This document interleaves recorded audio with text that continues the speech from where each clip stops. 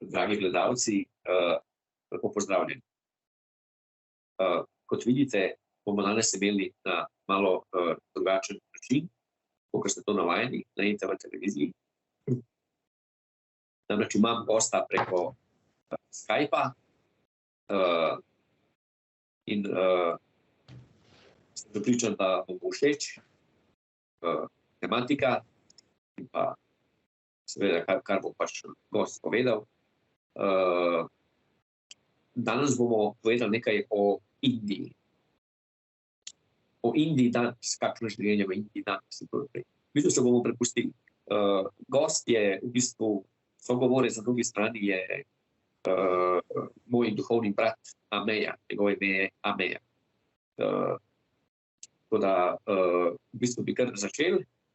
V bistvu bom prevajal spontano, simultano iz angleškega jezika, ker se bom pogovarjal v angleščini, bom prevajal v slovenski jezik. In prosim, moja angleščina ni popolna, ker jo uporabljam zadnja leta na uredno, tako da ne mi zameriti za kakšne slovnične napake, ker jih definitivno bo, ampak se prepustite srcu in poslušajte.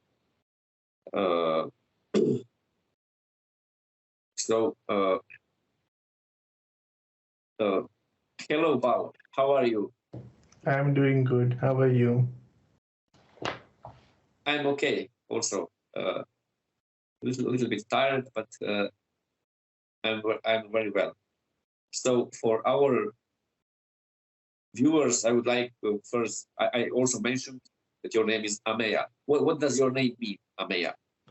So, my name Ameya is one of the names of Lord Ganesha, the elephant-faced god in India, and it also means infinity.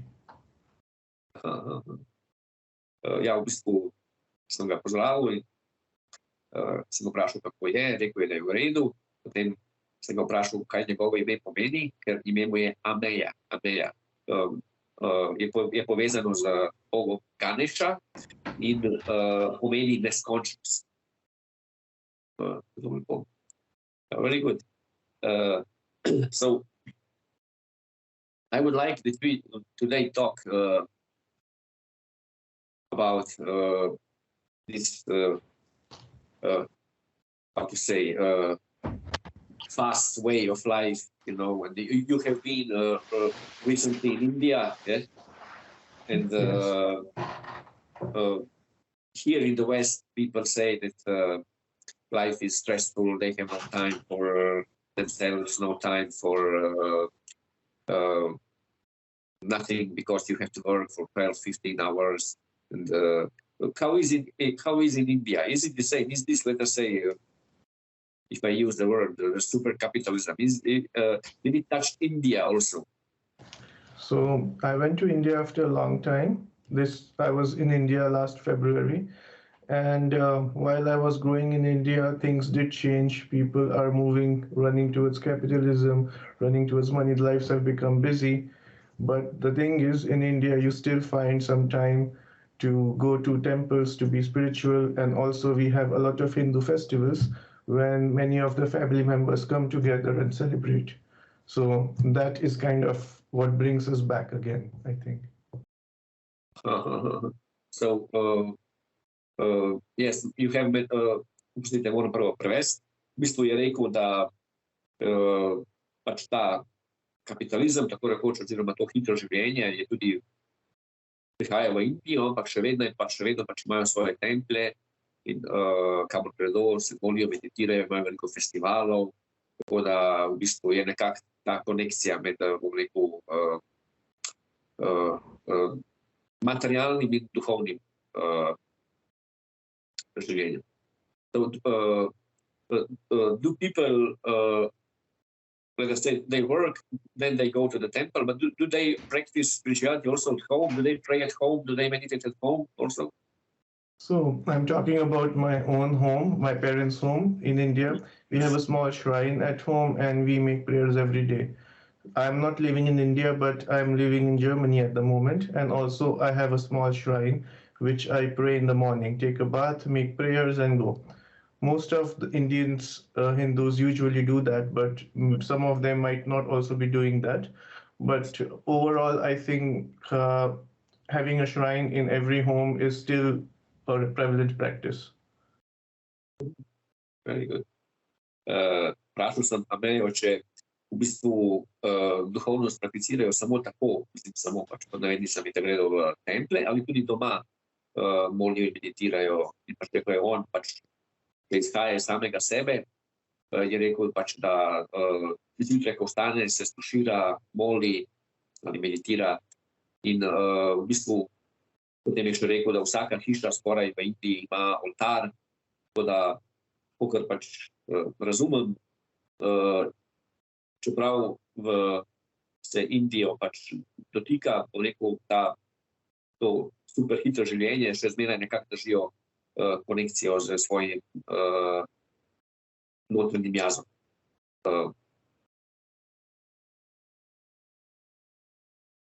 Yes. Do people in India still practice meditation like in, let us say, youngsters, like in ancient times or in schools? I don't think, no, we don't have subjects such as prayer or meditation in school. In India, I know that existed before. In India, do you have still schools where you have subject yoga or meditation?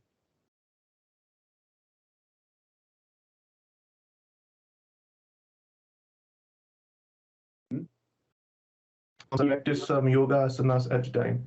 However, in ancient India, there was like schools called Gurukul, in which they used to talk about meditation. They also used to study Vedas. These schools have become less now, but overall, I think people usually, like kids and students, usually learn about meditation from their home, because from their maybe grandparents or their parents, uncles and aunts, in that way. So nowadays, no yoga or about Vedic seers, not in school nowadays, no? No, in India, usually in regular schools, they don't teach you religion. It's only about education, about learning about science, math, and stuff like that. Unless you are in a convent school or like madrasas, like Muslim schools. Generally, you don't have in regular schools anything taught about religion.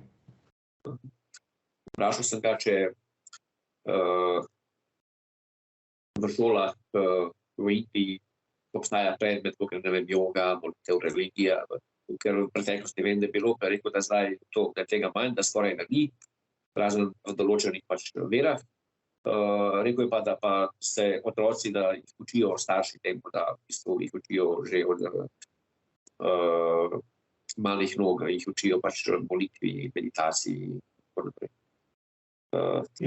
If I may interrupt you, I learned, if you want my own experience, I learned about spirituality, meditation from my grandparents, from my parents, because when we were at home, we used to make certain rituals during certain festivals. Then I used to ask them a lot of questions. And then there was also a lot of very nice, interesting stories about Indian gods, which I also got to know when I was visiting some temples. There were some sculptures in some ancient temples. So I used to ask, and then the stories were kind of sculpted on the temple walls. So that's also how I felt connected with spirituality, and I started my journey towards it. Then I read some books about spiritualism, and overall, I think it just comes naturally to you when you are in India. Yes, very nice, spontaneous, yes. Ameya je rekel, v bistvu, kako je on iz svoje lastne izkušnje v bistvu se je naučil molitve in meditacije od svojih starih staršev, babice, tetka, jih je spraševal in tako naprej, so ga v bistvu oni, bom rekel, mu dali, bom rekel, osnovno znanje in pa navdih za molitev in meditacijo. Tudi jaz pač vem, da Amejo poznam posebno, we know each other, so ga poznam, on je pač res, tako bom rekel, duhoven človek in govori iz srca. So, you, before at the beginning you mentioned Ganesha. So I would like to ask you, for example, here in the West, we have saints and angels and Holy Father, Holy Son. But in India, you have many, let's say, cosmic gods and goddesses. And each household has its own god. Or is it like this? Yeah, in India, there are like in Hinduism, there are many gods and goddesses, and each family also has their own gods and goddesses, but you are also free to worship or like learn or pray to any other god. So there is no restrictions like that in Hinduism. And talking about Ganesha, Ganesha is also one of my favorite gods.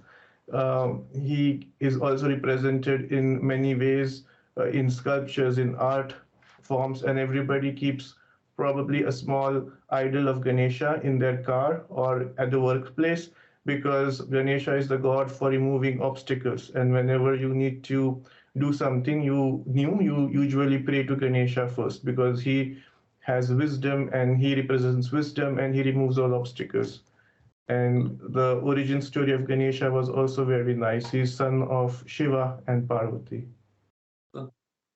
So Ganesha, he removes both material and spiritual obstacles. Yes. Yes, and anything if you need to begin something, it's always good to pray to Ganesha because that's how everything will be good afterwards with his blessings. Yeah. Mislim, Ameja je rekel, pač tudi, kar se mi zdi mogoče zanimivo za nas v Sloveniji, ker tisti, ki prakticiramo, rekel, duhovnost, imamo radi doma sliko Ganesha, to je tisti v obliki slona, ne? Tisti pač Bog.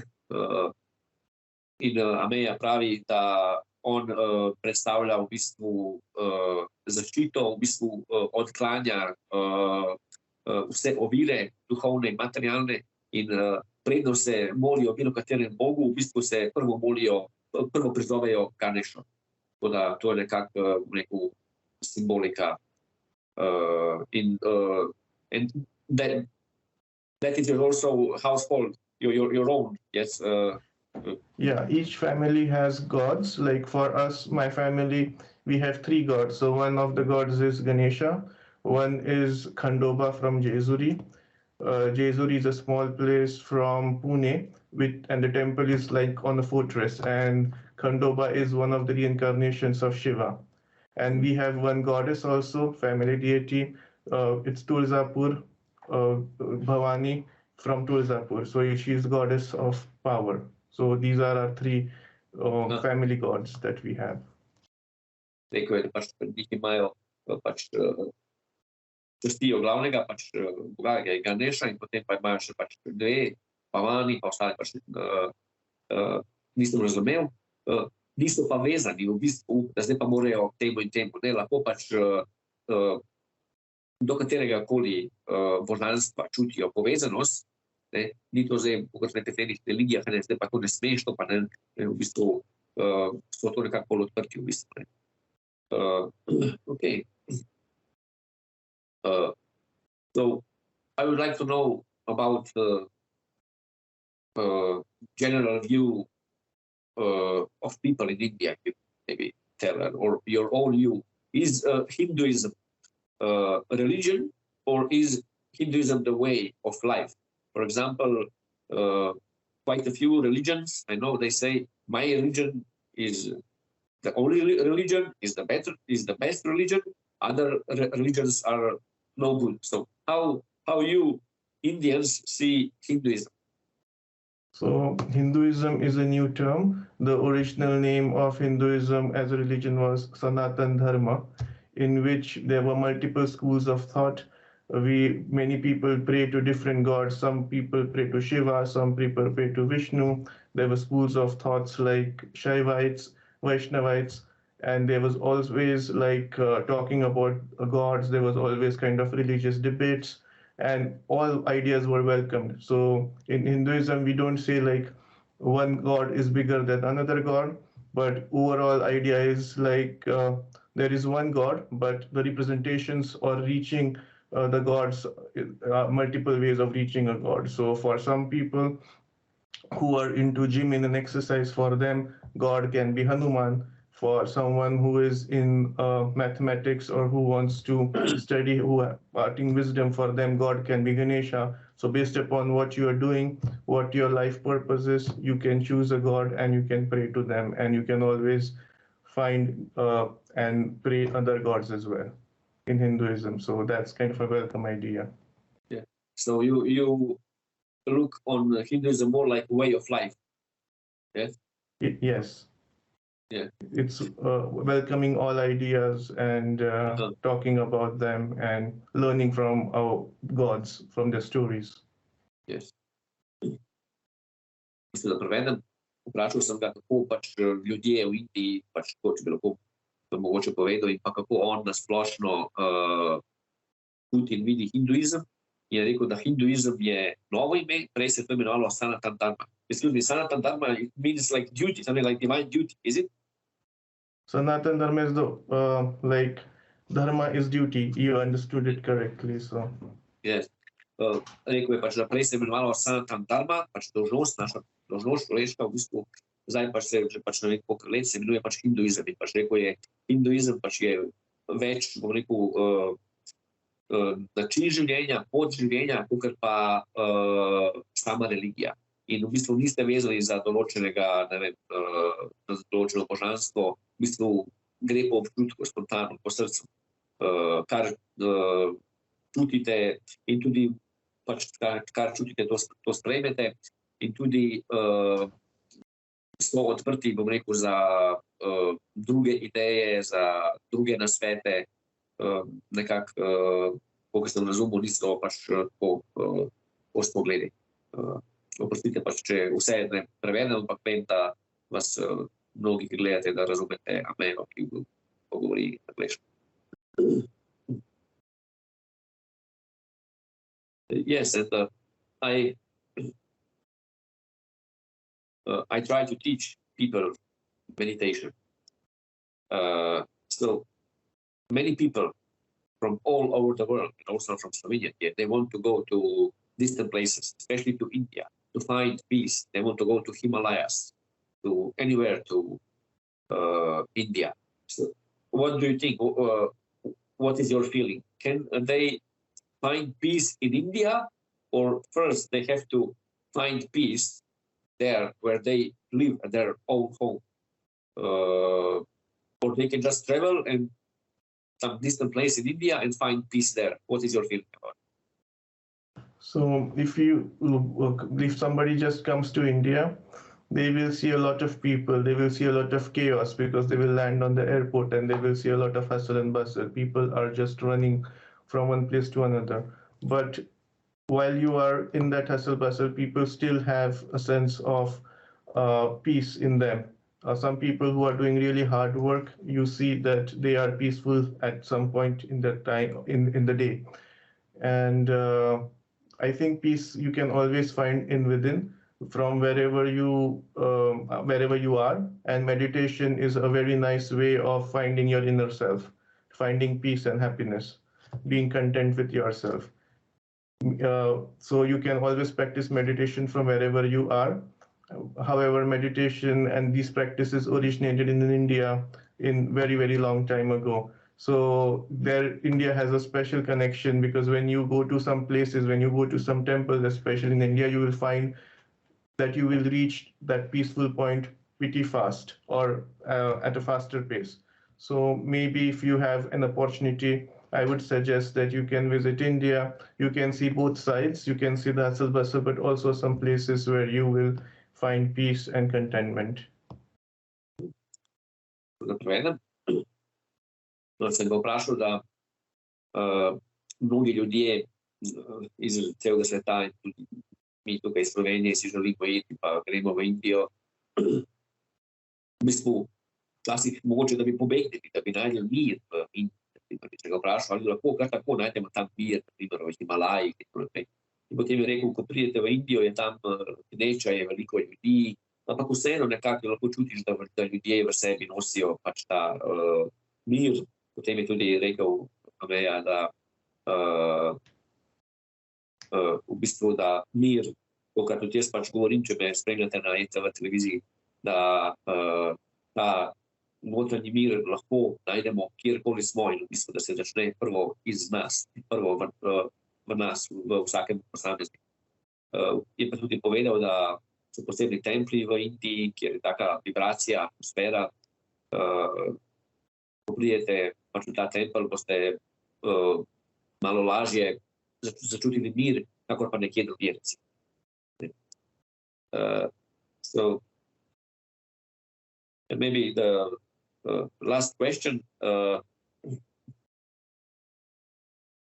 Since many people I know from Slovenia also want to go to India, what would you suggest them, or maybe some on practical level? I don't know if European citizens do we need visa? Do we have to be vaccinated maybe against malaria or something?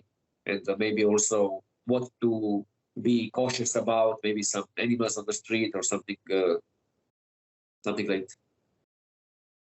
So for your first question, for European citizens, you can apply e-visa online to India, and you can get a visa for 30 days, 60 days, 90 days, based upon how you like. And the process is pretty simple. It's an online process, and you get probably in 3 days or a few days visa directly on your email. So going to India is like getting a visa. The process is much easier now. And maybe is there something which that you should be taking cautious about? Like maybe are there many animals on the street? You should not touch maybe dog, because Slovenian people we like dogs. So when we see a homeless dog, we touch him. What do you suggest about this thing?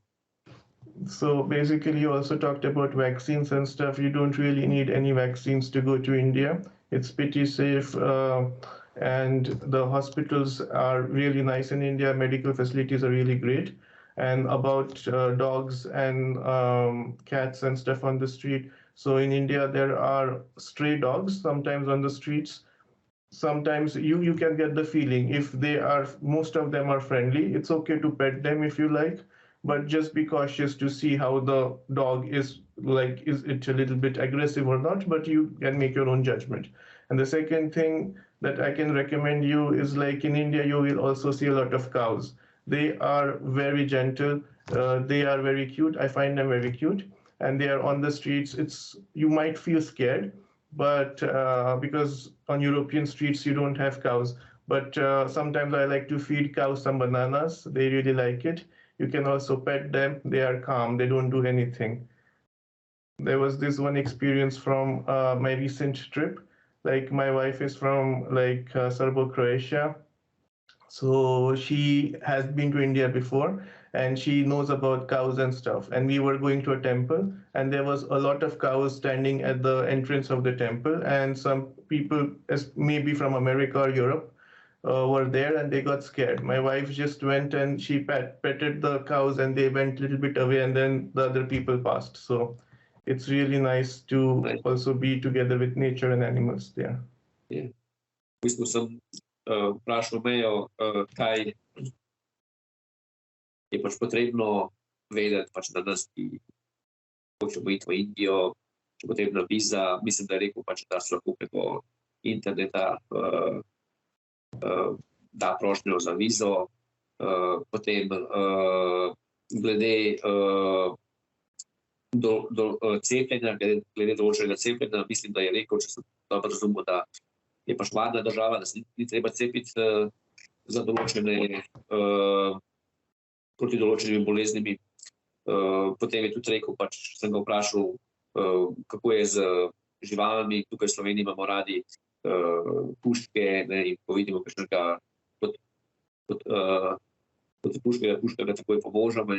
Če pač vem, da jih v Indiji veliko, kako je pač tam s tem, je rekel, pač, da se ravnamo po občutku. Je pa rekel, da je tudi veliko krav na ulici. Včasih se ljudje ustrašijo, ker pač niso vajeni videti krave na ulici pri restauraciji ali kjerkoli, ko je povedal eno izkušnjo, ko sta pač on, njegova žena pač šla zdaj nazadnje v Indiji, je bilo kar nekaj krav pred enim templom in so bili tam tujci, Američani in tako naprej in se niso upali mimo krav. Njegova žena pa je tako sproščeno šla mimo in potem so tudi drugi sledili. Tako da yes, and the last maybe, yes, this is what places, what touristic places would you recommend? India is pretty huge country. There are a lot of places, and I think anybody can find whatever they're looking for because there are mountains, there is a desert, there are like forests, there is beach, so you can really find anything that you would like to go. And there are a lot of spiritual places in India as well.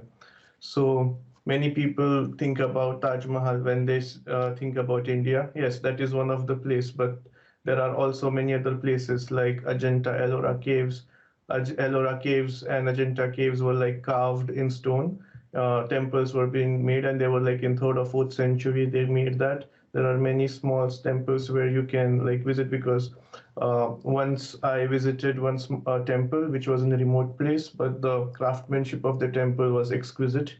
It was also had some astrological importance, and it was very beautiful.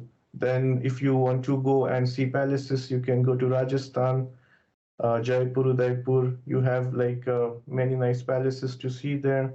Then you can also visit Akshardham temples if you're interested. They are newly built temples, but they built it very nice. The craftsmanship is great. You feel serene. And there are many places where you can go for trekking. You can go to Goa if you like the beach and seaside. In South India and Kerala, there are like backwaters where you can be on a houseboat. There are tea gardens in Darjeeling, there are coffee plantations if you would like to visit, and you can also visit some safaris. So India has really, really a lot to offer. Yes, so I will try to translate now. Bom probal prevesti, kako sem se zapomnil. V bistvu sem ga vprašal, katera turistična mesta predlaga v Indiji. Je rekel, da je Indija zelo velika, seveda. Lahko gremo na gore, na morje, na različne romanske kraje. Potem je rekel, seveda, večina ljudi pač, ko pride v Indijo, misli na Taj Mahal. To je tudi eno od mesta, pa to ni edino, so tudi drugi templi. In v bistvu, skratka, Indija je toliko velika, ne vem, mislim, da 2-3 tisoč kilometrov od vzhoda do zahoda in od juga prav tako do severa, tako da res je veliko, rekel je, puščav in potem lahko v Rajasthan. V Rajasthanu so, you said what in Rajasthan? What is? There are many forts and palaces in Rajasthan, and it's also some deserts which you can like really see there. Prav tako palače v Rajasthanu in kave. So, Akbar was from Rajasthan? No, Akbar. He lived in Rajasthan? No, Rajasthan was majorly for Rajput kings, so they built a lot of palaces there, and Rajasthan also means the land of kings. Pravi, Rajasthan pomeni država kraljev. Raja means king, yeah? Raja. Yes. So, it was a pleasure to talk to you. Maybe also some other time. I'm sure people enjoyed our interview. So I suggest for the end 1 or 2 minutes prayer or meditation for our peace and for world peace. If you are for it. Yes. Sure, let's do it.